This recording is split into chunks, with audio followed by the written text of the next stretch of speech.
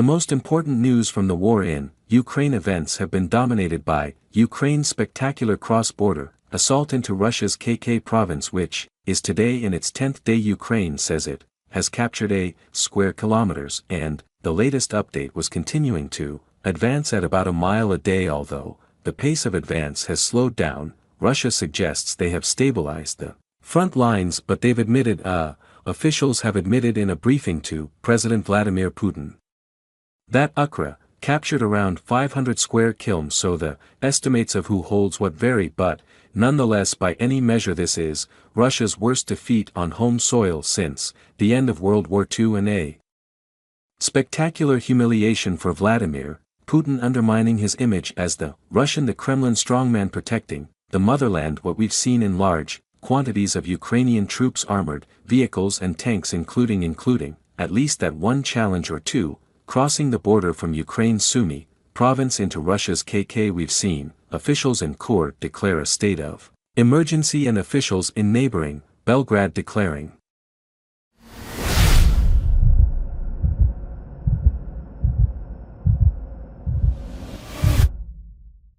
a state of emergency. Russia says it is evacuating almost 200,000 people, and it's been forced to move reinforcements, both we think, from the Ukrainian front line and indeed, from Kaliningrad, Russia's ex-colony on the Baltic coast, into KK province to try and shore up its defenses. And satellite images have shown Russian soldiers frantically digging trenches and fortifications to try and slow down this Ukrainian advance. We've also seen footage shared by the Ukrainians of large numbers of Russian prisoners of war who appear to have surrendered to the Ukrainian attackers. Now, as of today, President Vladimir Zelensky says that Ukraine is in the process of setting up a military commandant office inside the territory it controls. So this is not a military headquarters, but this is effectively a military governor's presence to maintain law and order, because in that territory which they control are still a number of Russian citizens. Zelensky said today that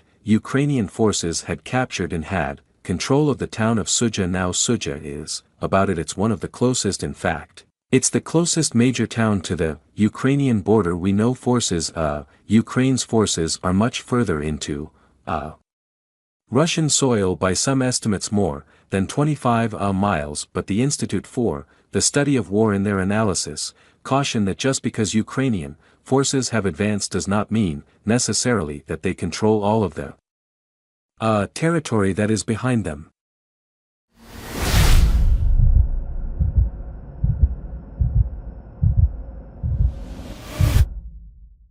Today, Russia released for which it says shows a British Challenger to tank on Russian soil being hit by a Lancet drone, and that footage appears to show a Challenge or two tank racing down a track between two open fields before and we see an explosion next to a patch of forest. And we've also seen here at the sun a still image which appears to show a close-up of the aftermath of that explosion. It's clear we can see the barrel, what appears to be the barrel of a Challenger to tank. Distinctive shaped barrel surrounded by scorch marks and fallen trees and debris, but it's not clear from that photograph what happened to the tank or its crew. Russia claiming it was destroyed. We've had no official confirmation from the Ukrainians. A lot of questions about what this offensive hopes to achieve is likely to achieve.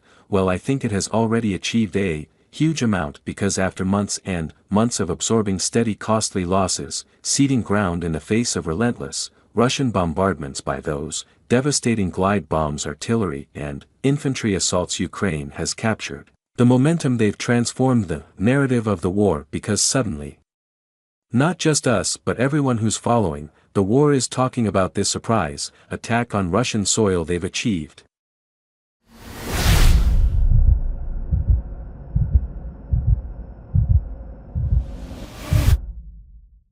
What he said was impossible in a battlefield saturated with spy drones, surveillance sensors and watched by satellites. Ukraine has managed to achieve the element of surprise, and they've hit Russia where it was weak, instead of trying to throw themselves against the fortified defenses as they did last summer against the Sovan line in Zaporizhzhia. We've seen Ukrainian forces throwing themselves against poorly prepared and ill-equipped border guards, and that is probably why they've had such success. It is Ukraine that now appears to have the momentum, and they have smashed that myth of Russian invincibility. Now Ukraine, this is not the first time they have done it. In fact, I would say it is at least the fourth time they have done it. But Russia did enter this conflict when it invaded Ukraine with a sense that its victory was inevitable. We saw Ukraine's heroic defense of Kyiv. They destroyed that myth there, and then we saw later when Russian forces collapsed in Kharkiv in the face of a Ukrainian counter-offensive. We saw Russian forces retreat from Khan. So at least 3 occasions previously in this conflict we've seen Russia on the back foot, and now we see Russia on the back foot again.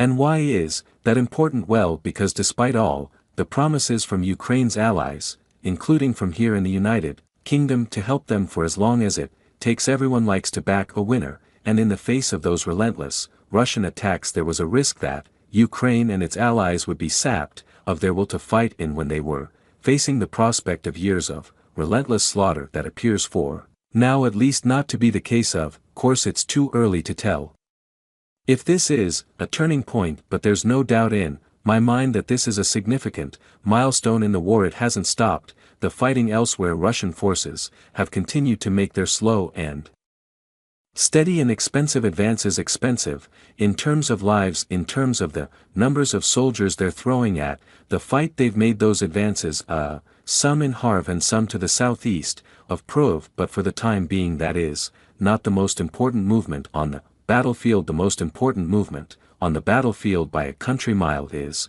what we're seeing unfolding in KK. Nor has Ukraine stopped its offensives in other parts of Russia for many months. We've seen these long-range strikes, and indeed on the night of the 13th to the 14th of August we saw Ukraine launch what it said was its largest sustained drone strike against Russian airfields. Now one of those airfields was in Kino, that is just outside the city of KK, the capital of the region that they are busy attacking now. That's about 60 mil from the Ukrainian border.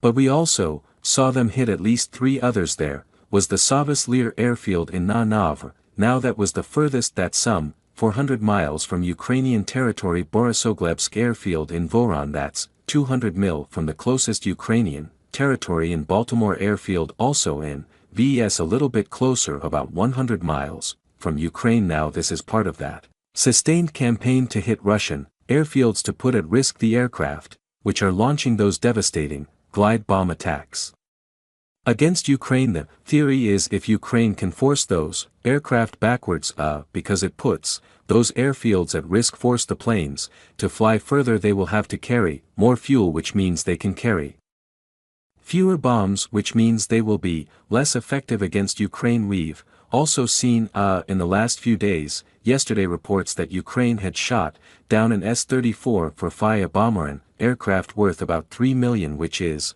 one of those aircraft which is used to drop these glide bombs. All of those airfields I just mentioned, according to Ukrainian military officials, have been used to launch those glide bomb attacks. They also host other strategic long-range Russian bombers. Military officials claiming that the targets at those airfields were their oil and fuel storage depots, making it harder in the long run for those aircraft to use those bases, so not targeting the aircraft themselves, rather targeting the infrastructure.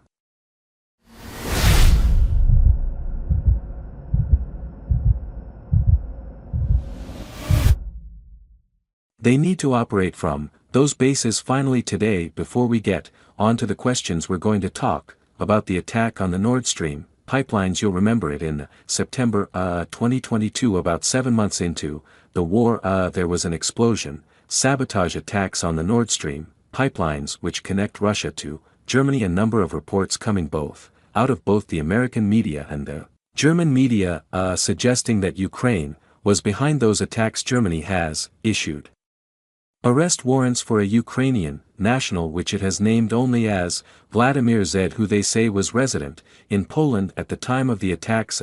They've also released a picture of him as a scuba diver, suggesting that he was involved. A more detailed account has emerged in the Wall Street Journal, suggesting that this was a plan hatched by a drunken group of Ukrainian officers who initially went to President Vladimir Zelensky for approval. He gave the approval according to this account, but then later ordered them to call off the operation under pressure from the CIA. Now the Wall Street Journal account suggests that General Valery Z, who was at the time the commander-in-chief of Ukraine's forces, ordered them to continue. They hired a German yacht, the Andromeda, sailed out into the Baltic, and conducted those attacks. President Zelensky's office has categorically denied that account, that he had anything to do with it. He previously denied being aware or being involved as ever.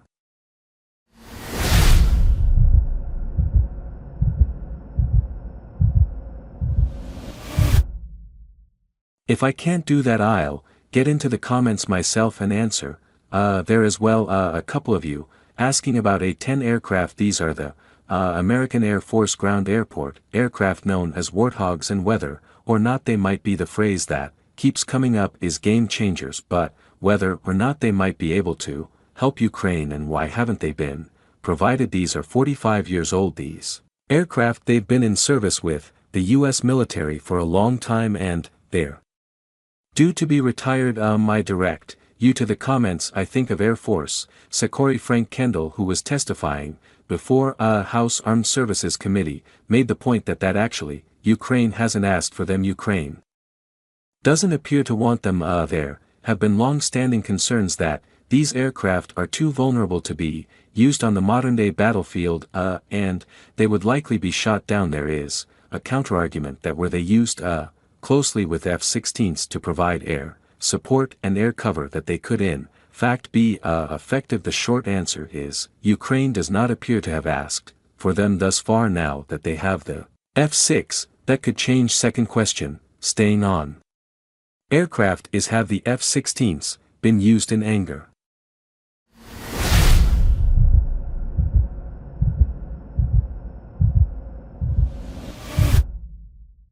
Not certain. I haven't seen a concrete proof of these aircraft being used in combat yet. President Zelensky did last week confirm that the first F-16s had arrived, and as we said, we expected them to be used as air defense assets to shoot down potentially Russian aircraft, but more likely Russian missiles, IR drones that are being launched at targets inside Ukraine. The final question today is, will Russia use nuclear weapons? Now we've had that question many times, but it's particularly pertinent given what's happening in Russian nuclear doctrine describes that nuclear weapons may be used when the motherland is threatened. Now the motherland is clearly under attack. Ukrainian forces, Ukrainians armed with British tanks, are fighting on sovereign Russian soil, but whether or not the Kremlin would consider that a threat to Mother Russia as a whole, I think is uncertain. What Ukraine has captured, between 500 and 1,000 square kilometers, is an area 1 or 2 times the size of the Isle of Wight. It's a relatively small, it's significant, but it's a small amount of territory. They're not about to march on Moscow. Nonetheless, a lot of people suggesting that this offensive might trigger an escalation, and I would say in response to that, well, what else can Russia do? It's not as if Russia has been holding back for the last 2.5 years. Moscow has unleashed almost every conventional weapon in its arsenal. It's ordered in huge quantities of dumb munitions from North Korea, drones from Iran. It feels to many like the only escalatory step left to Moscow would be to use nuclear weapons. Now most likely, tactical nuclear weapons. On that I would direct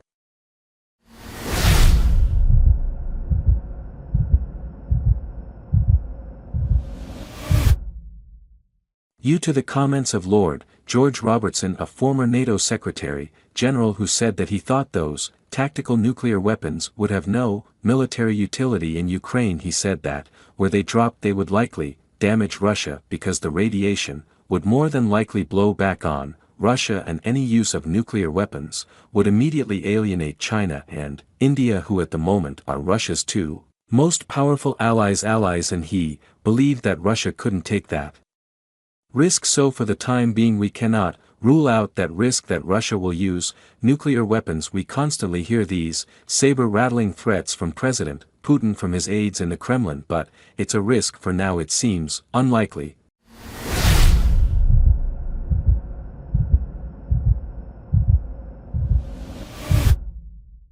Thanks for watching this video.